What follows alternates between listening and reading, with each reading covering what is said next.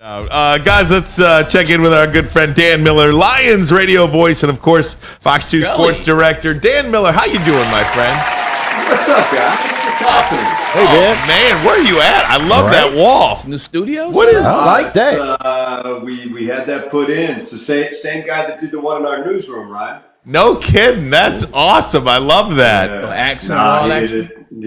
Yeah, our guy Jay did a great job. That's awesome. Well, Dan, talk to me about just the mood out there in Allen Park. I know one of the things today that was being talked about, and Amon-Ra said it earlier, our goal is to win the Super Bowl, and they're not shying away from that, and Dan Campbell talked about it this morning too. Yeah, and I think it's been that way, Ryan, all off season. I think it's been that way since they were in the locker room after the San Francisco game. I think this team has been very resolute in the fact that their goal is now the Super Bowl. And I don't think there's anything wrong with that. I think some teams maybe shy away from saying that, but it is everybody's goal. They did come up 30 minutes short of it last year.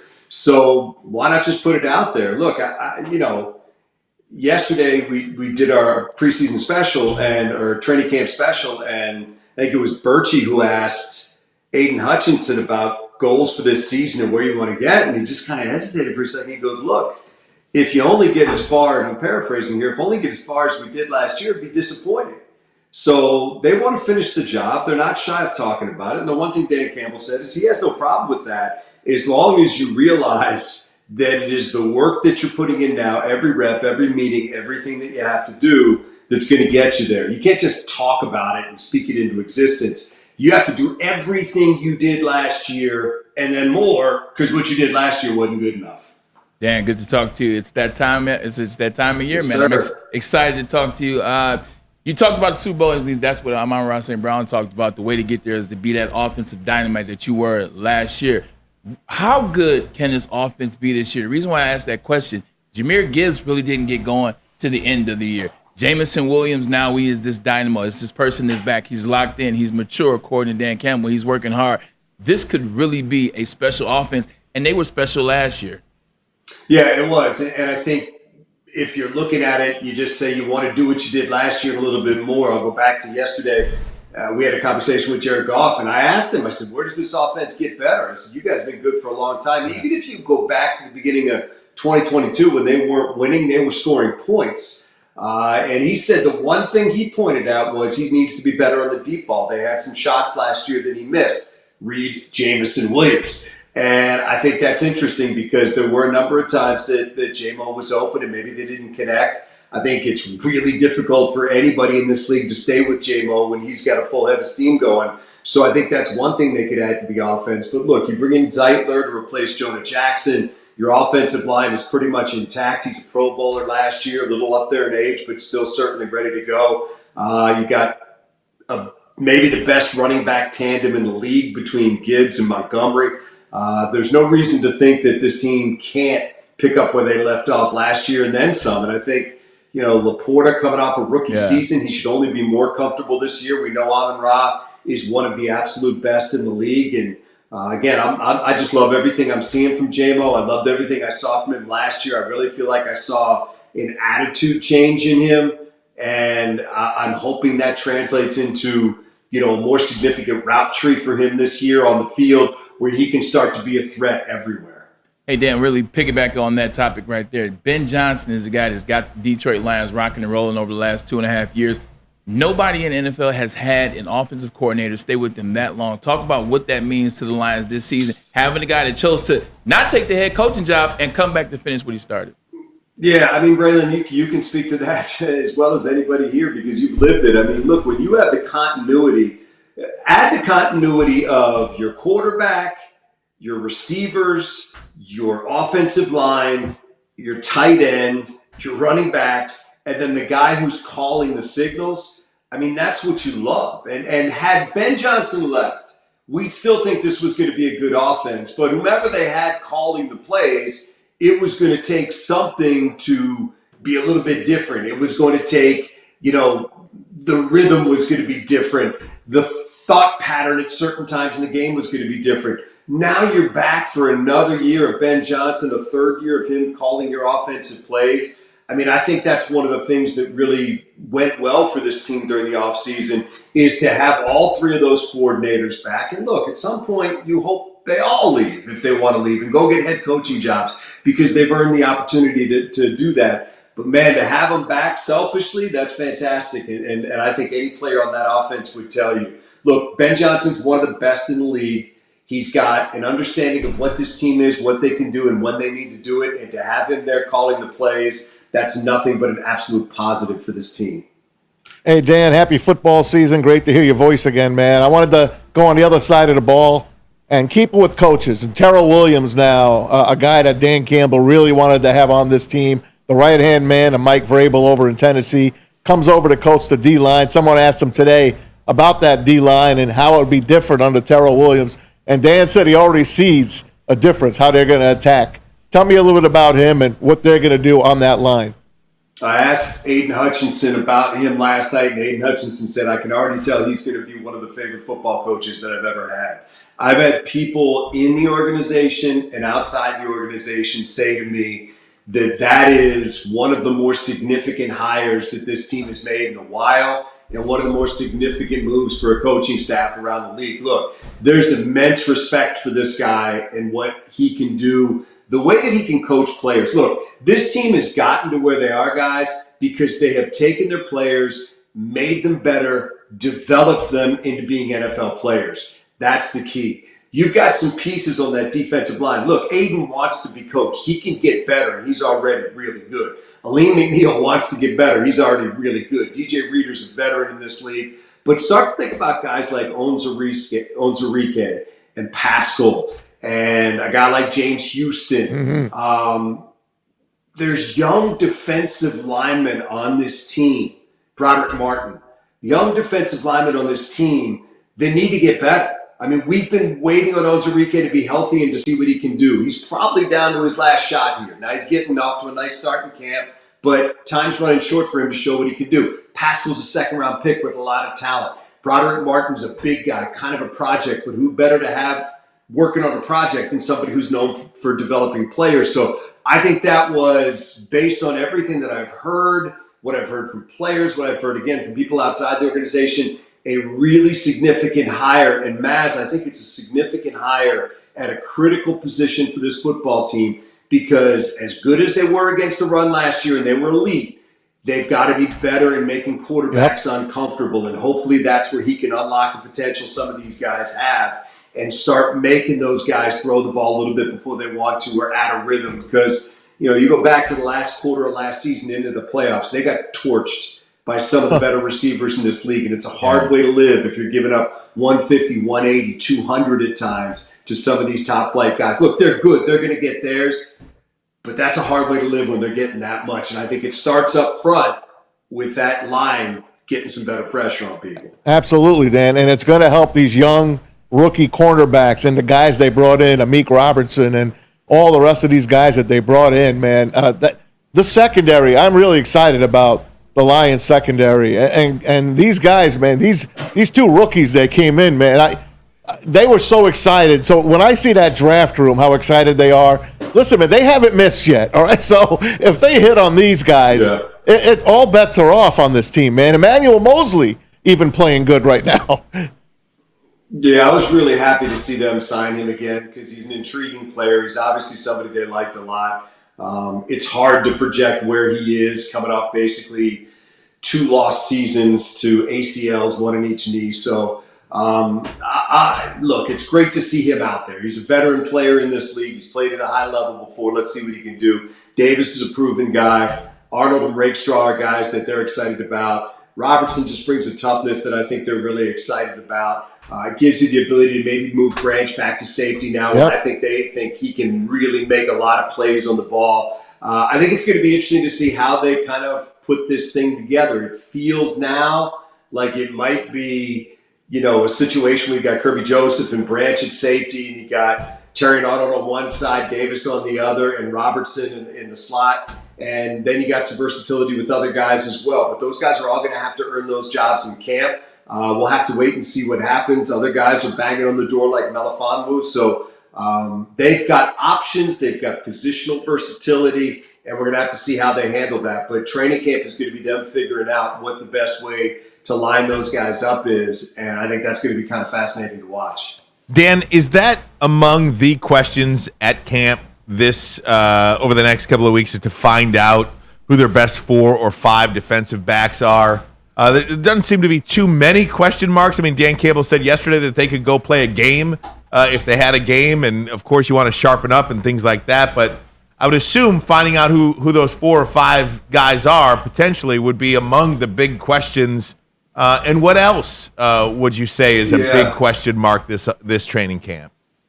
Yeah, Ryan, I don't think there are many questions with this football team. And that doesn't mean that you have all the answers. It just means you pretty much think you know who your guys are. Look, J-Mo's got to prove he can handle that other side, kind of step it in there for Reynolds plus. And then, who's going to move in behind them kind of on the depth chart? They love Khalif. He's one of those guys, but you got some young guys after that. And then you got DPJ in there as well. You got some guys in there that are going to be fighting to kind of earn a spot on the depth chart. And I think that's going to be interesting to watch. Offensively, there's not many other questions really for this football team. The guys are the guys, and they're kind of locked into their positions, and that's a good thing because it's really successful. Defensively, I do think there's some questions on that defensive line about guys trying to win spots and who can kind of define themselves as being ready to go outside of Aleem and Reeder and Hutch. I think that there's some jobs there to be taken and some guys that have opportunities to prove that they deserve to be out there. I think you kind of know what your rotation at linebacker is going to be between those 3 main guys and then Rodrigo being the 4th guy. And then I agree with you. I think it's the biggest thing I'm watching right now is that secondary and how they're going to deploy these guys. And I think they're really excited about it. It's Dan Campbell yesterday kind of said it's a great problem to have. And then he said, it's not a problem.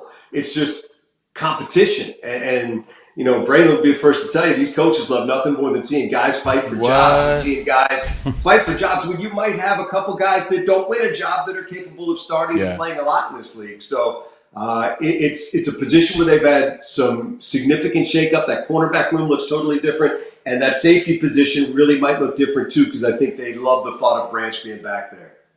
Hey, Dan, let me ask you about Hendon Hooker. What do you think his camp will look like this year? And it feels like for the first time I was looking at Lions quarterbacks depth charts for this morning, and I just found it again now. I mean, looking at 2008, Dante Culpepper, John Kitna, Dan Orlovsky. Last time you really feel like you had a couple of guys that could start a game. I mean, and then you go back to Rodney Peete, Eric Kramer, and Andre Ware. I mean, the last time you felt as that the room itself was as talented as it is. Yeah. I remember a story. We were sitting there with Marinelli one day, and he was late for a meeting. I can tell this story now. He was late for a meeting that we had, and he walked in, and he sat down, and we were going to record the pregame show, and he was never late. He was always on time. And he walked in, he apologized, and he said, hey, he goes, I'll tell you, we were just working out Dante Culpepper out there. And he goes, he looks great. And he said, he's going to come in and we're going to win some games. And I'm like, in my mind, I'm like, Coach, I'm all for it, but I sure hope there's something that I haven't seen in a couple of years because he hasn't looked like the same guy in a while. So that depth chart brings back some memories. But look, I think Hooker, Jim Schwartz used to have a saying about rookies. He'd say, he looks suspiciously like a rookie, and he does. I mean, that's just a fact. He's made some nice throws over the first couple of days, but, there were times during the winter and mini camps and things like that where he struggled. And I think this game experience that he's going to get in the preseason is going to be really big for him because, let's face it, he hasn't played football in a while, and he hasn't played football at this level, and he hasn't seen defenses at this level, and he hasn't seen what an open NFL receiver looks like, which is nothing what an open receiver looked like at Tennessee. So, look, the skills are there.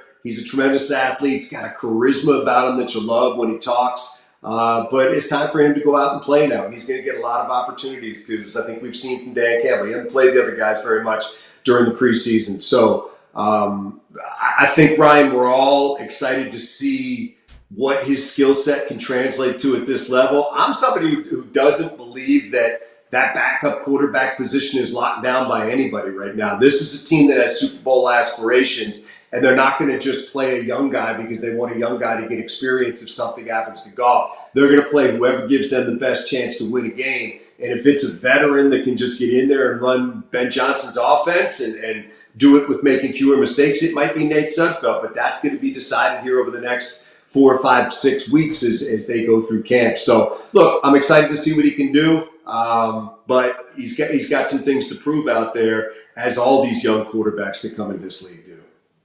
Hey, Dan, this is KG in the sound booth. Much respect for your career and the work that you do. I wanted to ask you about Broderick Martin. This is somebody that they brought in last year. He was drafted as a project, didn't really see much of him last year. And then this year we see the body transformation.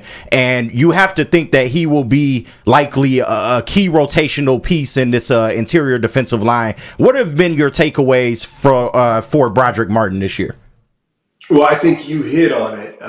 Thank you for the kind words. I think you hit on it with the body transformation. He's obviously gone to work on something that he feels like was going to help him. It just looks a little slimmer up top, a little thicker on the bottom, and I think that's a good thing.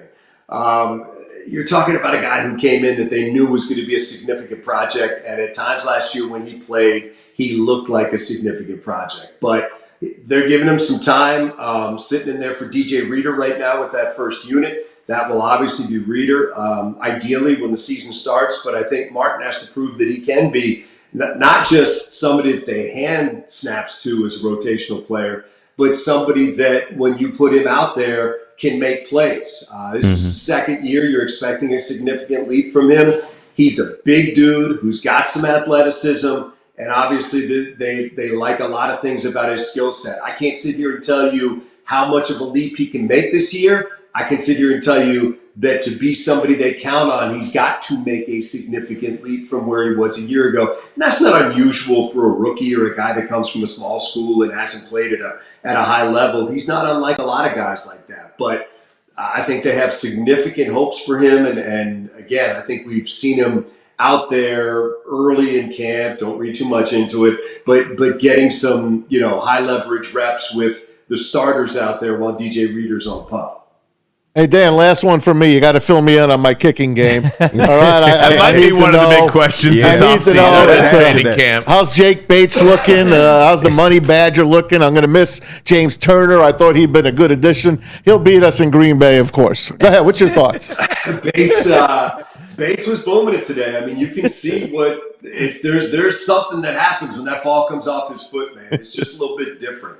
There's a lot of power in that leg. And as they've said, Badgley is a guy who, towards the end of last year, you could kind of see that was coming as well. Long field goal against the Rams in the playoffs with room to spare. So I think that this is going to be something, Maz, that we're going to watch every single day. How are these guys doing? Are these guys who made 7 out of 7 or 8 out of 8 or who went 5 out of 8 on a given day? So I think that it's going to go right down to the wire with these two guys. The preseason games are obviously going to mean a lot. Look, he was in camp with the Texans, missed an extra point. You can't do that. And I'm sure he probably learned something from that last year when he kicked in the preseason for them. So there's not a lot of room for error when you're a kicker at that position. He obviously brings something, a big booming leg that can hit from 60 plus.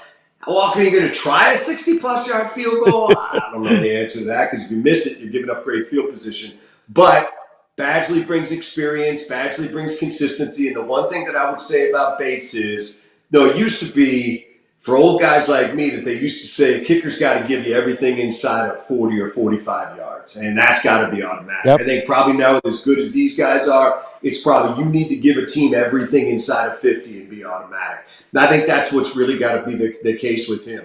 One of these two guys will define themselves as the guy that can give you that. And maybe if it's even in the end and this guy's got 65 in him, it might go his way. But I think this is a camp battle that's going to go right down to the wire. Biggest thing for Bates, we know you can hit the long one. Can you be consistent like Badgley is on those kicks that you have to have from 49 and in, I would think. Dan, last question. It's a quick one. You always know I like to add a little bit something outside of football. The Olympics are back tomorrow. Opening ceremony. What is the event or sport you're most looking forward to? Everybody likes the Olympics, Ryan and mine, except Olympics. you. Yeah, I mean, Jeez the Louise. easy answer is basketball, but I think for me, I love, when you see these guys out there in the 100-yard dash or any of those sprints where you're just seeing these guys and it's that much difference between people out there. I mean, there's a lot of events in the Summer Olympics I do like. I like swimming. I like seeing, how our country does in those events, and we have so many great athletes there.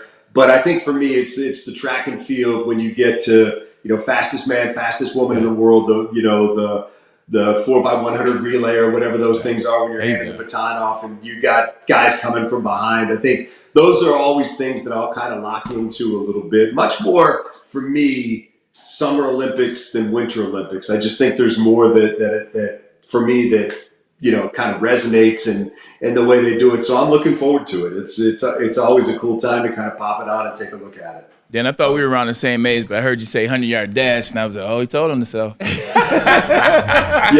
what is it, 100 meter? Yeah, what is it? Whatever it is. It used to be back in my day. It was the 100-yard. Yeah, right. No, that's awesome.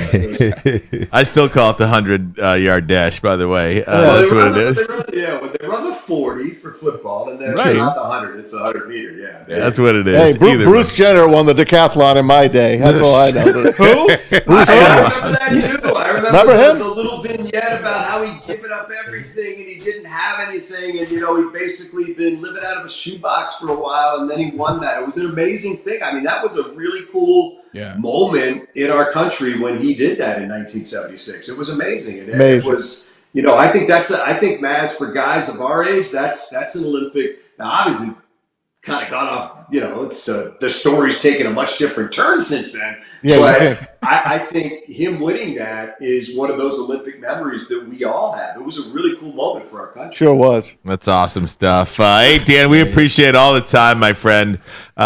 Great stuff here. Looking forward to some Lions football. By the way, hey, a lot of people liking that hat, by the way, on the chat. It's a clean hat. Yeah, it's a good hat. Yeah, there you go. It's a good hat. Okay. It's a good hat. Ermanni knows this is how I dress all the time. You guys caught me at home. This is what it looks like. Hey Dan, by the way, speaking of things that so Jim Leland was on with us a while back, and I told Jim Leland the story about It laughed instantly. You tweeted something the other day. You tweeted something like, Jim Leland was a great guy, and I'm like, all the time. No, but that was the greatest part about it. I mean, he would get in your face. He'd call you an MFer.